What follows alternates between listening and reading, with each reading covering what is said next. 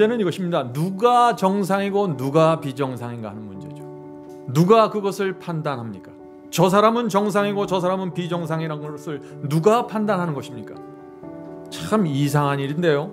정상과 비정상은 하나님이 판단하지 않으세요.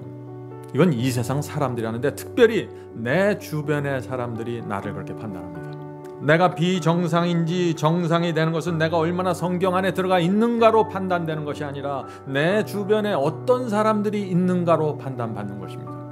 제가 예를 들어서 좀 이 문제를 생각해 보죠. 저는 미국 남부에서 30년 동안 살았는데, 그 미국 남부에 가면은 대부분이 아주 보수적인 남침내 교단의 교회들입니다.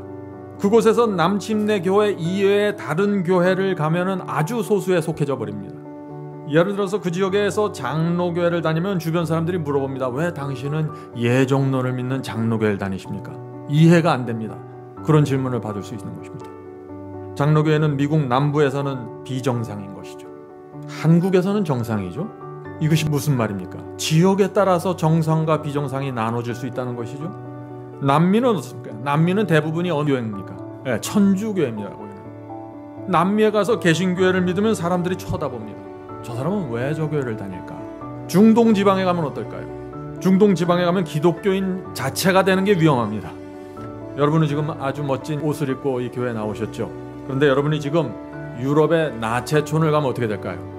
아주 비정상이 되는 것입니다. 제가 지금 무엇을 말하려고 하는지 여러분들 이해가 되십니까? 이제 제가 질문을 좀 드리고자 합니다. 사람들이 이 정상과 비정상을 구별하는, 판정하는 기준이 무엇인가 하는 것입니다. 무엇입니까? 그것은 내 주변에 어떤 사람들이 많은가로 결정되는 것이에요. 그래서 이 세상에서 정상과 비정상은 내 신앙과 내 마음과 내 성품과 내 사상과 내가 진리를 붙잡고 있는가로 결정되는 것이 아니라 내 주변에 어떤 사람들이 무엇을 믿고 있는가로 결정된다 하는 것입니다. 이것을 혼돈하면 굉장히 아주 불편하고 외로운 삶을 살게 돼요. 진리를 붙잡고 있으면서. 성도 여러분, 여러분이 아무리 성경대로 믿을지라도 여러분 주변 사람들이 성경대로 믿지 않으면 어떻게 될까요? 여러분 즉시로 비정상이 되는 것입니다. 그것이 지금 이 세상에서 말하고 있는 이단과 정통의 이야기입니다. 한국에는 어떤 잡지가 있는데 이 사람이 이단인지 정통인지 판단을 해주는 잡지가 있어요. 참 재밌는 잡지입니다. 근데 그 잡지의 판단 기준이 무엇일까요? 아주 단순합니다. 그들은 성경을 열지도 않습니다. 단지 그 사람이 다수에 속하고 있는가를 보는 것입니다. 단지 그 사람이 다수의 지지를 받고 있는가로 보는 것이에요. 그것에 의해서 기사를 쓰고 판단을 하는 것입니다.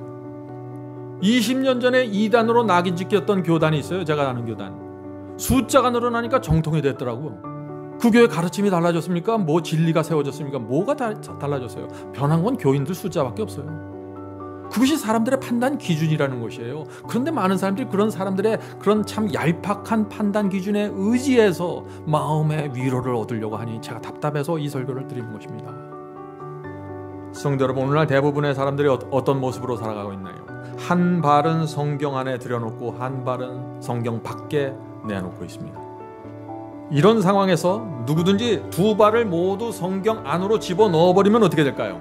그 사람은 비정상으로 취급받게 되는 것입니다. 나는 한 발만 넣는데 왜 너는 두 발까지 넣니? 하고 지적당할 것입니다. 그것이 현실입니다. 그래서 예수께서 유대교회로부터 완전히 비정상 취급을 받았던 것입니다. 진리 자체이신 하나님의 아들이 이 땅에 오셨는데 이단의 괴수가 되었던 것이죠. 이것이 우리가 사는 이 세상의 모습입니다. 우리는 현실을 정확하게 봐야 됩니다. 그래야 우리의 마음이 흔들리지 않게 되는 것이죠. 자, 그런데 왜 이런 상황이 생기게 될까요? 왜냐하면 사람들은 진리가 무엇인가에 관심이 없습니다. 사람들이 관심 있는 것은 내가 다수에 속하는가를 보는 것이에요. 다수가 나를 지지하는 것을 보는 것입니다. 그게 중요한 것입니다. 사람들은 다수에 속해야만 내 삶이 편안하고 안전하다고 느낍니다. 그래서 내가 다수에 속한다는 사실을 알게 되면은 그 다음부터는 의심도 하지 않고 성경에 대해서 알아보려고 하지도 않습니다. 왜? 내가 다수에 속했다는 걸 알았으니까. 인터넷을 검색할 때도 마찬가지예요. 검색해서 많이 나오는 것이 정답이에요. 먼저 나오는 것이 진실이고, 정말 그럴까요? 전혀 아니죠. 진실과 진리는 순서로 정하는 것도 아니고 투표로 정하는 것도 아니고 숫자로 정하는 것도 아니에요. 그것은 성경으로 결정하는 것입니다. 성경이 최고의 권위고 성경이 진실입니다. 누구도 그것을 밀어낼 수 없어요. 성도 여러분, 오늘 왜 갑자기 제가 숫자 이야기를 합니까? 사람들이 자꾸 숫자를 세면서 불안해하기 때문에 제가 이 말씀을 드리는 거예요. 많은 사람들이 이런 질문을 하죠. 유튜브에서 목사님이 하는 설교처럼 믿고 살면 아주 소수에 속하게 됩니다. 신앙을 그렇게 하면 매우 불안정할 것 같습니다. 하는 질문 말이죠. 목사님, 제가 정말 말씀대로 살아야 할까요? 소수에 속하는 것을 두려워하는 것입니다. 여러분들 이 질문에 대해서 어떻게 대답하시겠어요? 그리스도인이 왜 이런 염려를 할까요? 숫자에 매달려 있기 때문이죠. 어떤 교리가 나타나고 어떤 빛이 나타나면은 이 빛과 이 교리를 받고 있는 사람들이 몇 사람인가 숫자를 세는 것입니다. 자, 숫자 세는 것도 좋아요. 근데 숫자를 세려면 제대로 세라는 얘기예요. 제 얘기는 오늘 말씀의 주제는 그것입니다. 숫자를 제대로 세라. 어떻게 세야 될까요?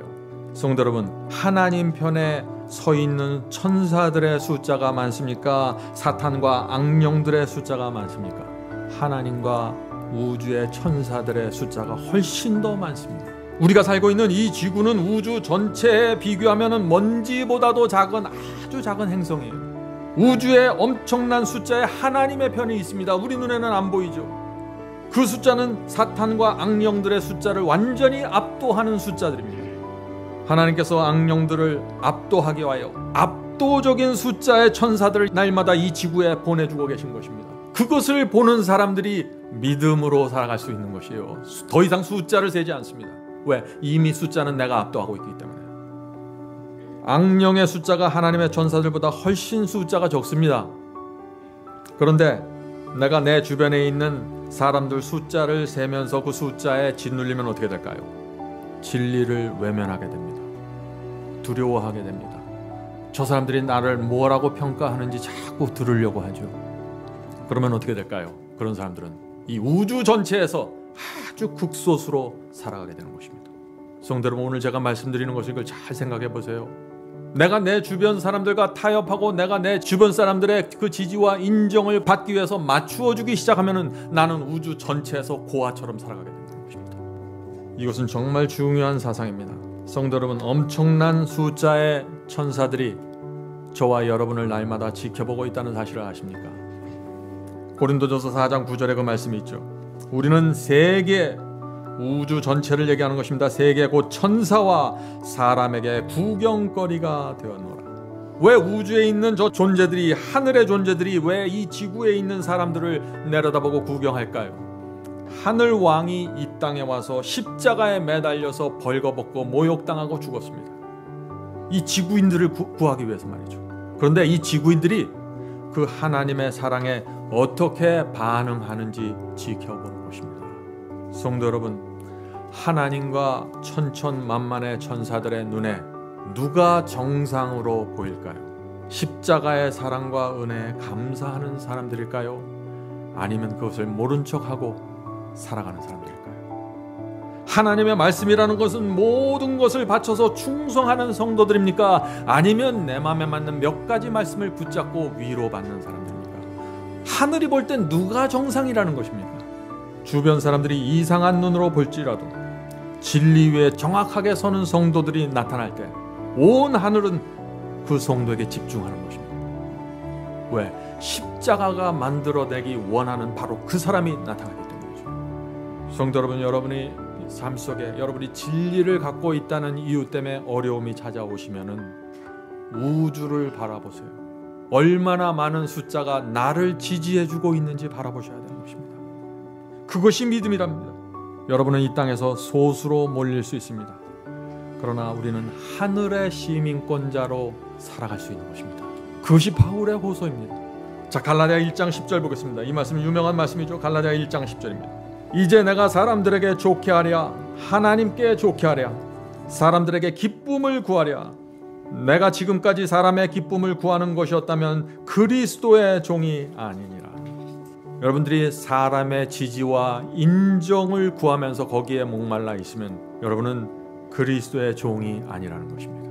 하나님의 기쁨이 무엇인가 바라봐야 됩니다. 그것이 성도의 충성이고 하나님을 위해서 내 자신을 바친다는 말의 의미입니다.